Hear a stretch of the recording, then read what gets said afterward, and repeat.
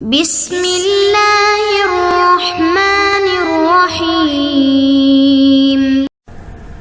السلام علیکم محترم سامعین اور عزیز طلبہ کرام، امید کرتا ہوں کہ آپ تمام احباب خیر و عافیت سے ہوں گے۔ آج کا ہمارا سبق نمبر 82 ہے، جس میں ہم پڑھیں گے اسم الفاعل کو۔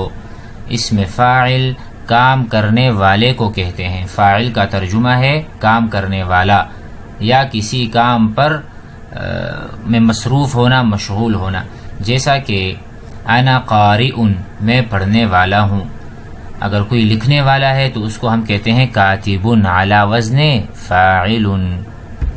تو اسم فاعل ثلاثی مجرد سے فاعل کے وزن پر ہوگا، اور ثلاثی مزید سے یعنی استنصر، اس کا فاعل کیا بنے گا؟ مستنصر۔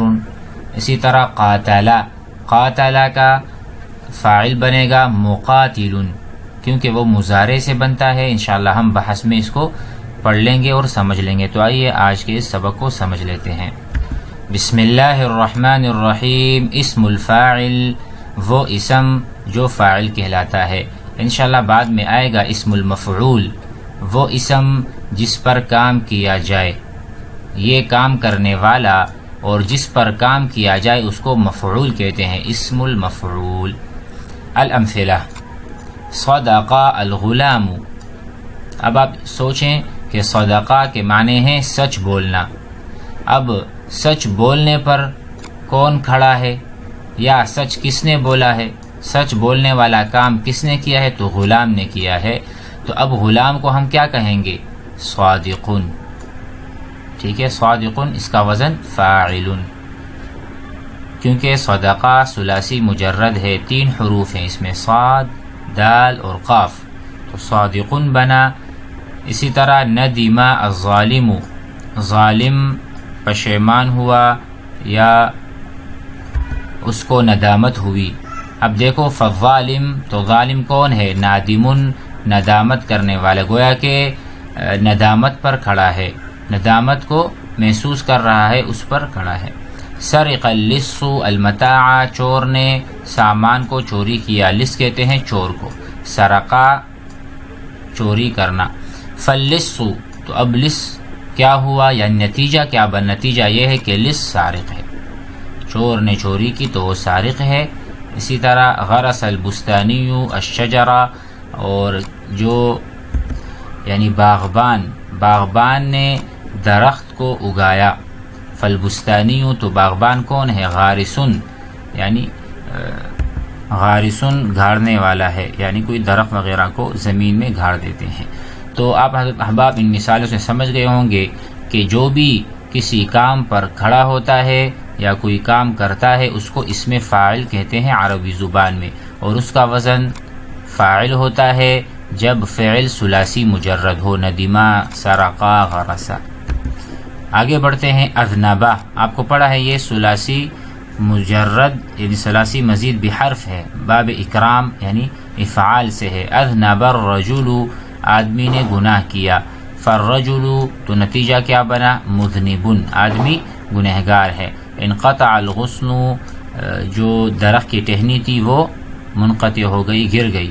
فالغصن منقطع، ٹھیک ہے۔ اتقن الصانع العمل، بنانے والے نے کام کو بڑی پختگی سے کیا۔ فالصانع، تو بنانے والا کون ہوا؟ متقن ہوا، اس کی صفت متقن ہے، اتقان ہے، کام کو اچھی طرح سے کرنا ہے۔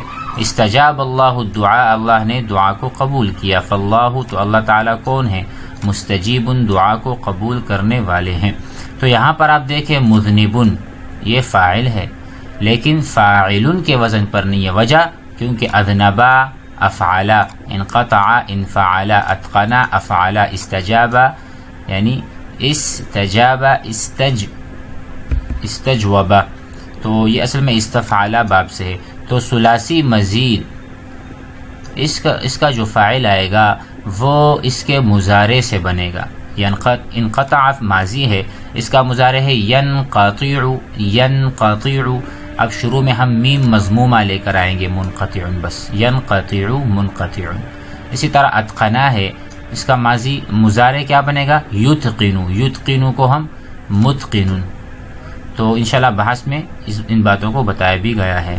البحث تأمل غور کریں فی امثلۃ القسم الثانی دوسری قسم کی مثالوں میں صادق نادم سارق غارق وکذلک الکلمات مذنب منقطع متقن مستجیب تجد آپ پاتے ہیں کل منہما یا کل منہا تمام کی تمام مثالیں یدل علی فاعل الفعل دلالت کرتا ہے علی فاعل الفعل فعل کے کرنے والے پر جس نے کوئی کام کیا ہو جس نے چوری کی ہوتی ہے جو پشیمان ہوتا ہے جس نے اللہ تعالیٰ نے دعا کو قبول کیا تو فاعل کے فعل کو بتا رہے ہیں او عامل العمل الذي يفهم من الكلمة یا وہ عمل جو کلمے سے سمجھ آ رہا ہے فصادق يدل على فاعل الصدق تو صادق یہ دلالت کرتا ہے کہ بندے نے سچائی والا کام کیا یا سچائی پر ڈٹا رہا سچائی والی بات کی ونادم اور نادم جو ہے یدل دلالت کرتا ہے علی فاعل الندم کہ کوئی ہے جو پشیمان ہے یا ندم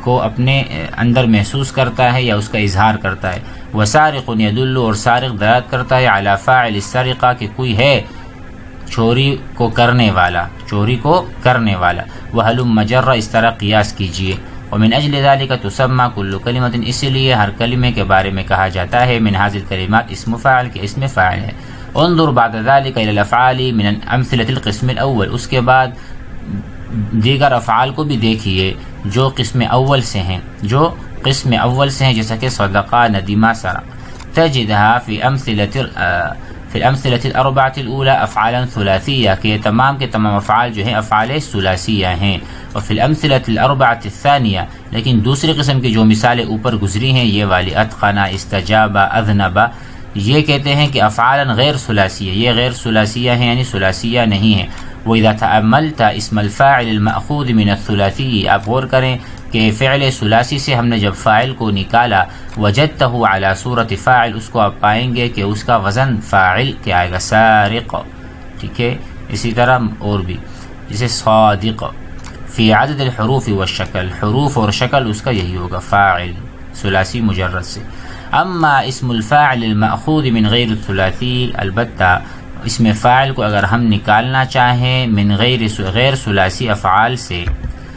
ثلاثی افعال سے نکالیں گے فإنك تستطيع تو آپ استطاعت رکھتے ہیں یا آپ کے لیے ممکن ہے بنفسی کا استنباط صورت ہی کہ آپ اس کی صورت نکالیں بموازنۃ یسیرۃ تھوڑی سی یعنی موازنہ کر کے کس سے بین لفظہ و لفظ مضارعہ ٹھیک ہے یعنی فاعل اور فعل مضارع میں موازنہ کر کے آپ وزن نکال سکتے ہیں کہ اس میں فاعل کا وزن اب کیا بنے گا یعنی اذنبا سے کیا بنے گا یعنی یذنبو سے اور یستنصرو سے اور یستفعلو سے اور اسی طرح یستنشرو سے وغیرہ دیکھو مذنب یہ اس میں فاعل ہے کس سے بنا ہے یذنبو سے منقطع اس میں فاعل ہے بنا ہے ینقطع سے متقن اس میں فاعل ہے بنا ہے یتقن سے مستجیب اس میں فاعل ہے بنا ہے یستجیبو سے تو یستجیبو پہلے آتا ہے استجابہ یستجیبو اب یستجیبو سے آپ بنائیں فہو مستجیب